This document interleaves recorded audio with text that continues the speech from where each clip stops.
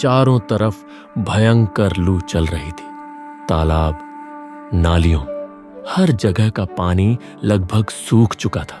मछलियां मरने की कगार पर थीं। दिन में सड़क पर निकलना भी डरावना लग रहा था। गर्म हवा खाली मैदानों से तेज धार की तरह बहती चली जा रही थी। लोग तो बस शाम ढलने के बाद ही बाहर निकलने की हिम्मत करते। कोलकाता में गर्मी होती है, पर यहां जैसी भयावह स्थिति नहीं होती।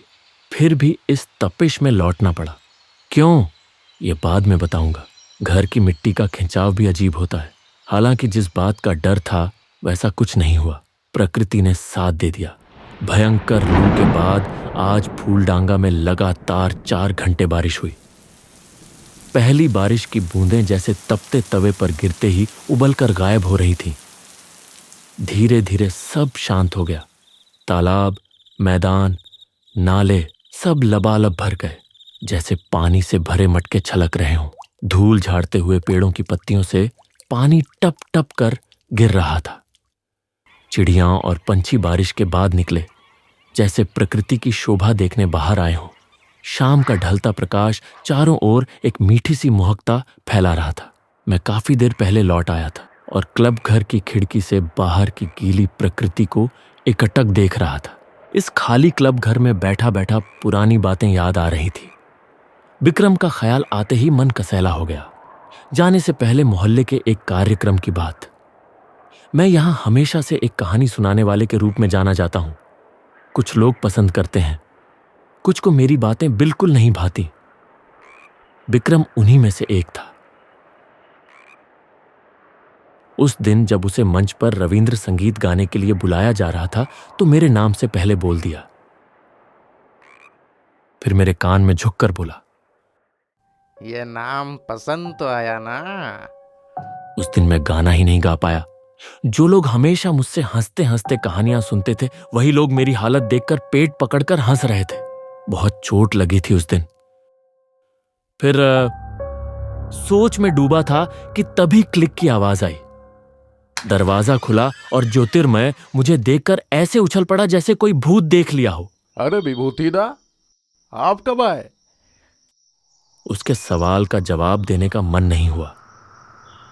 मैं बाहर मैदान में जमा पानी में नहाते कौए और मैना को देख रहा था।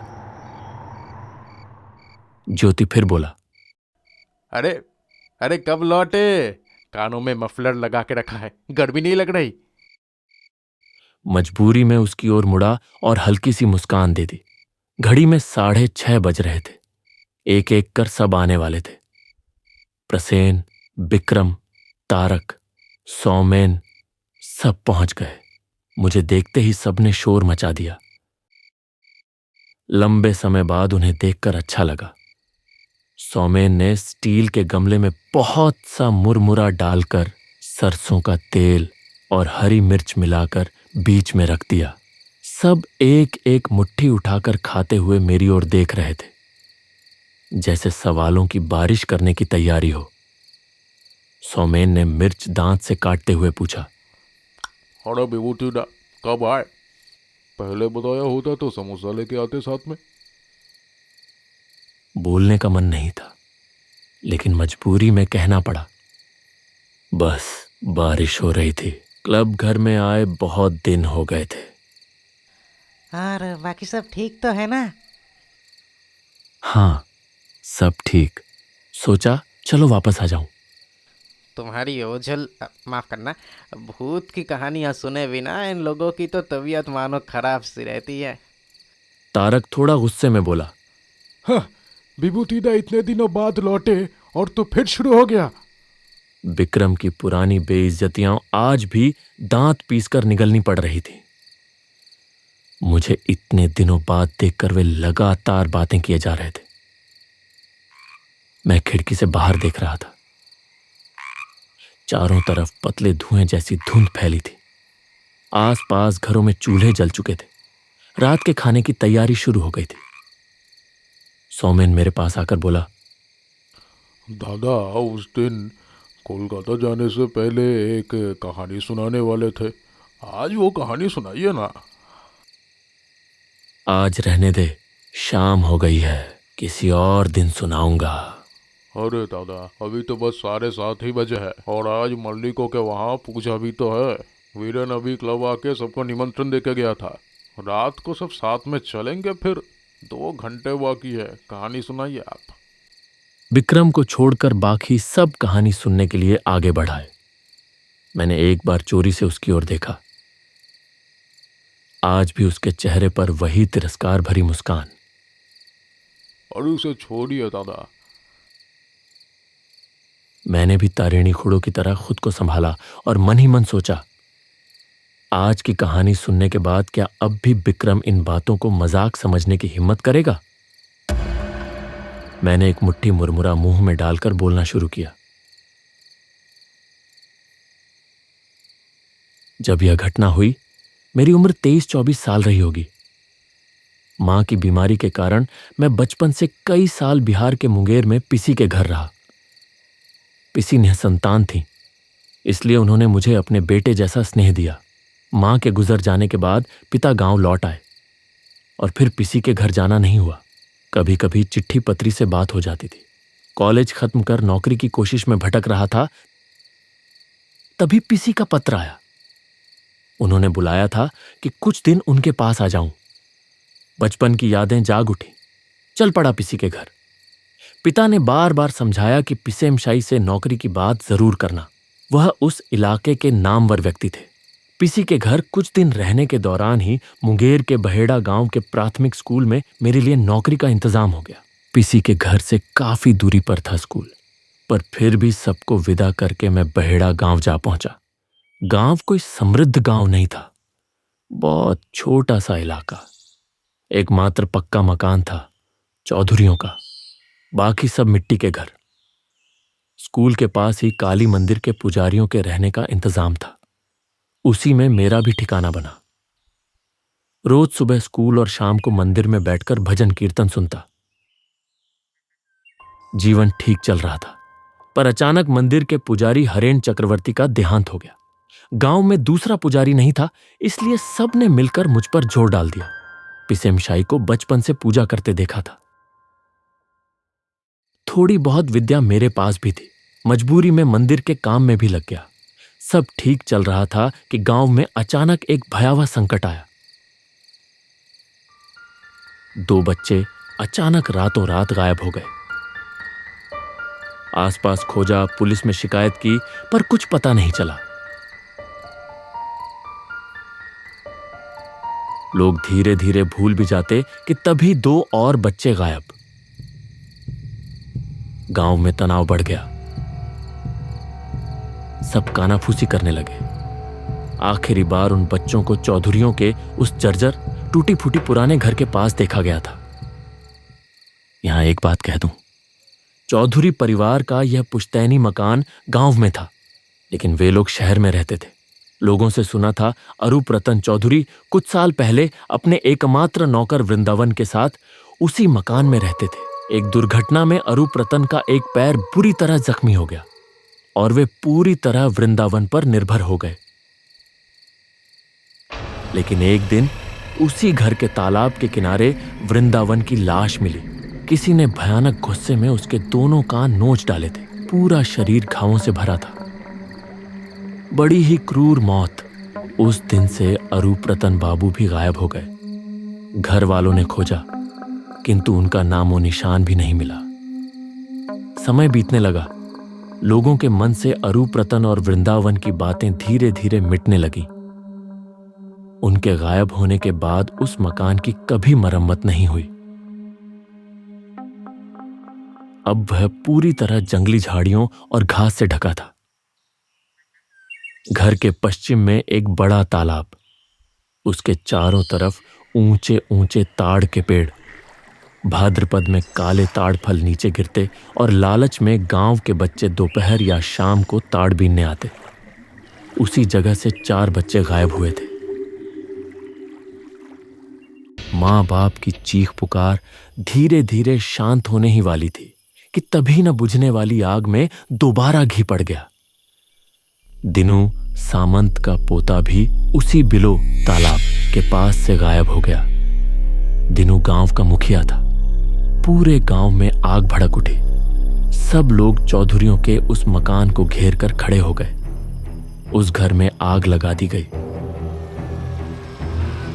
भीषण लपटों ने अरुप्रतन का घर पूरी तरह निगल लिया।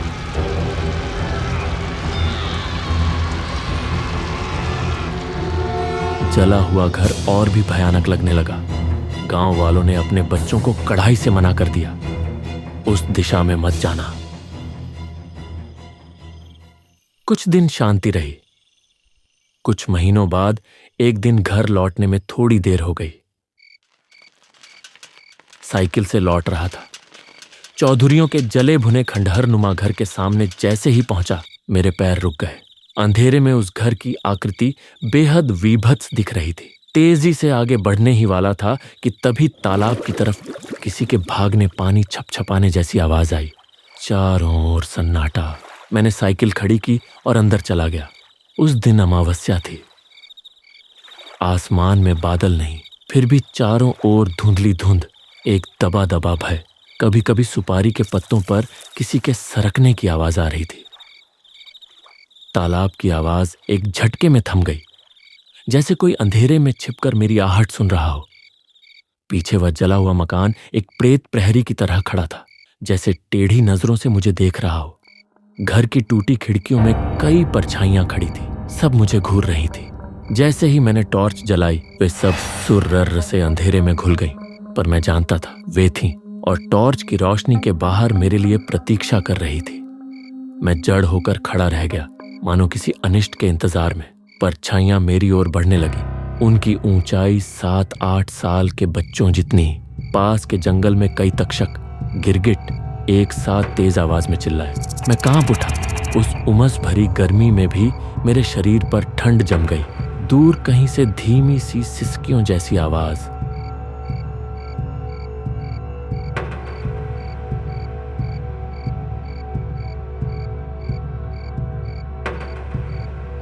जैसे बच्चे मिलकर कोई कविता दोहरा रहे हों। स्वर परिचित था, पर भय के कारण कुछ याद नहीं आ रहा था। ताड़ के पेड़ों के पास एक झाड़ी अचानक जोर से हिली, साथ ही एक भयंकर हंसी गूंजी। मेरी टॉर्च तप तप कर बुझ गई। एक ठंडी नम धुंध की परत मुझे चारों ओर से घेर रही थी। अंधेरा होते ही वे परछाइयां और करीब आ चुकी थी। ताड़ के पेड़ों की दिशा से एक पतली सी धुएं की लकीर धीरे धीरे मेरी ओर बढ़ रही थी। उस धुएं के साथ एक जला सड़ा गंध, नाक में चुभता हुआ। ताड़ के पेड़ तेज हवा में मानो विरोध में सिर हिला रहे थे। अभी चला जा यहाँ से, चला जा, अभी यहाँ से चला जा। मानो कोई लगातार चेतावनी दे रहा हो, एक मंत्र की तरह। आज मुझे किसी भी हालत में सच्चाई जाननी ही थी। मैं तालाब की ओर बढ़ा। जली हुई बदबू उधर और भी जोरदार थी। ताड़ के पेड़ के नीचे किसी काले चौगे वाले को 4 पैरों वाले जानवर की तरह बैठा देखा। वह क्या था? शरीर आगे बढ़ने को मानो मना कर रहा था। सुनाई देने लगी वह गुनगुनाती डरावनी बाल छंद।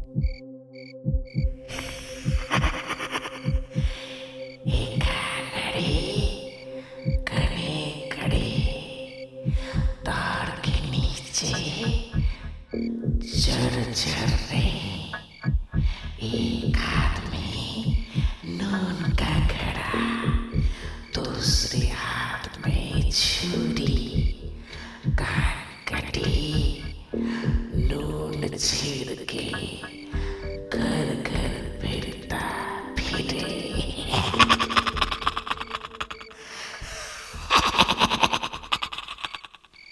बचपन में यह छंद सुना था, पर इसमें इतना भय छिपा है यह कभी नहीं जाना।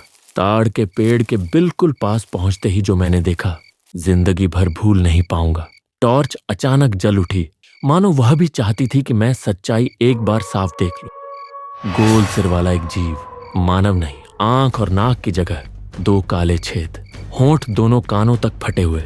उस फटे मुंह के भीतर से 2 कतारें धारदार चाकू जैसी दांतें बाहर निकली हुई। उन दांतों के बीच एक कटा हुआ मानव कान झूल रहा था। और फिर वही छंद धीमी सिसकती धुन में।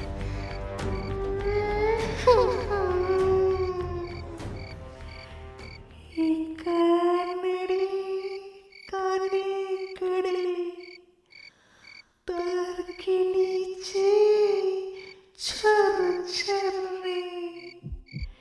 एक हाथ में नून का घड़ा, दूसरे हाथ में छुरी।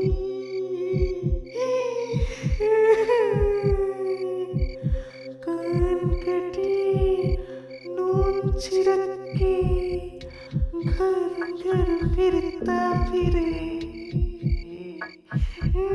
खतरा सामने था। वह काले तरल जैसी देह वाला जीव बिजली की गति से मेरी ओर झपटा। मैं उल्टे पांव भागा।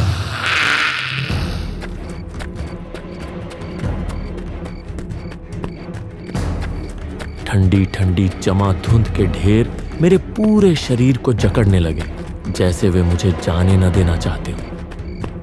ताड़ के पेड़ बिना हवा के भी तेजी से सिर हिला रहे थे। चौधरी का जला हुआ घर चारों तरफ कंपा रहा था और मेरे पीछे पीछे एक एक पैर लंगड़ा, काला झोंपड़ी जैसा शरीर टूटे कदमों से तेजी से दौड़ रहा था। अब उस छंद की आवाज रुलाई जैसी नहीं रही। गुस्से में गुर्रा गुर्रा कर पूरी हवा में गूंज रही थी। कौन मुझे उस रात बचा कर लाया, आज तक नहीं पता। अगली सुबह मुझे चौधरियों के घर के बाहर अचेत अवस्था में गांव वालों ने पाया। कुछ दिन सब छोड़कर मैं फिर पिसी के घर लौट गया, फिर हमेशा के लिए फूलडांगा आ गया। लेकिन रातों के सपनों में वह टकलू, आंख नाक रहित चेहरा मुझे वर्षों तक पीछा करता रहा। कहानी खत्म होते ही विक्रम मुंह बिचकाकर बोला, इतने दिनों बाद आए मगर आपकी बकवास कहानियां बंद नहीं हुई।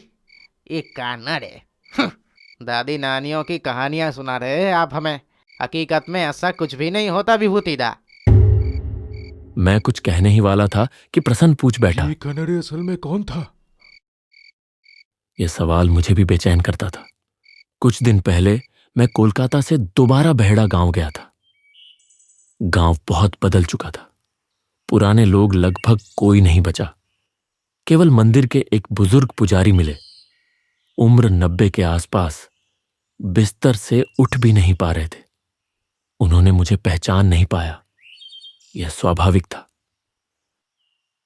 यादों के पन्नों में थोड़ा सा खरोंच पड़ा और जो कहा उसका सार कुछ यूं था, अरूप रतन चौधरी कभी भी अच्छा इंसान नहीं था। लोगों से छिपकर कई बुरे काम करता था। एक अनाथ लड़के को उसने घर में रखा था, लेकिन कुछ ही दिनों में लड़का पागल हो गया। गांव भर में घूमता और वही छंद गाता। उसने कहा था, उस घर में बुरे लोग रहते हैं। गांव वालों ने उसे पागल समझकर अनसुना किया, पर आधी रात को उस बड़े घर से अजीब अजीब आवाजें सुनाई देती।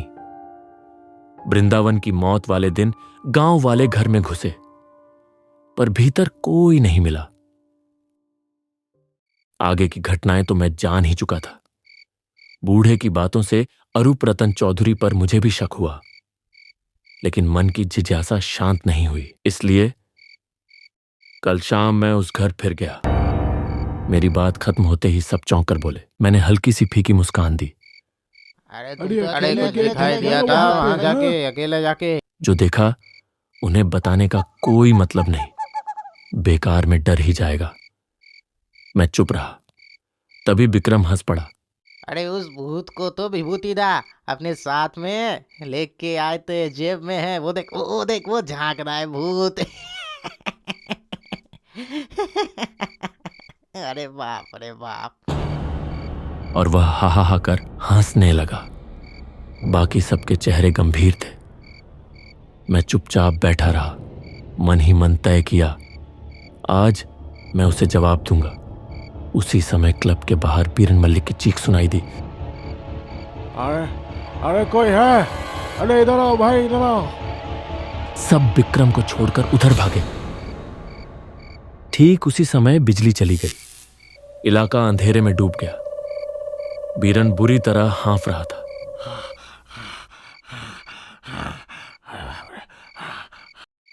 उसकी सांस की आवाज पूरे क्लब में दीवारों से टकराकर गूंज रही थी। अरे क्या हुआ तुझे? सांस फूल क्यों रही है? अरे आज शाम को देखा था उसे क्लब की तरह आते हुए, और अब उसका भतीजा कह रहा है कि वो मर चुका है। अरे कौन कौन मर गया है? किसकी बात कर रहा है?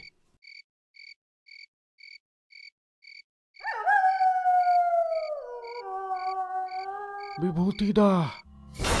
तारक, सौमिक, प्रसन्न, ज्योतिर्मय, किसी ने पूरी बात नहीं सुनी। सब स्तब्ध रह गए। बीरन अभी भी बेहोश पड़ा था। मैं धीरे धीरे विक्रम की ओर बढ़ा। उसे उसके कान में कुछ बातें कहनी थी। वह बाहर की बात सुनकर पत्थर सा जड़ हो गया था। उसके चेहरे पर हंसी नहीं, एक अपार्थिव गहरा भय उतर आया था। बाकी सब घबराए हुए क्लब में लौट आए। चांदनी की हल्की रोशनी में उन्होंने देखा, मैं जिस कुर्सी पर बैठा था उस पर एक गोल सिर वाला जीव उकड़ू बैठा है। मानव नहीं, आंख और नाक की जगह काले खाली छेद, होंठ फटे हुए कानों तक, मुंह से बाहर निकले तेज बर्छी जैसे 2 दांत। उन दांतों पर टंगा था एक ताजा कटा हुआ मानव कान, और उसके ठीक पास पड़ा था विक्रम का फाड़ फाड़ कर नष्ट किया गया शव। धड़ाम धड़ाम एक एक कर तीनों बेहोश होकर गिर पड़े। और उस समय फूलडांगा की हवा करुण सतत रोने जैसी धुन में एक गीत गा रही थी।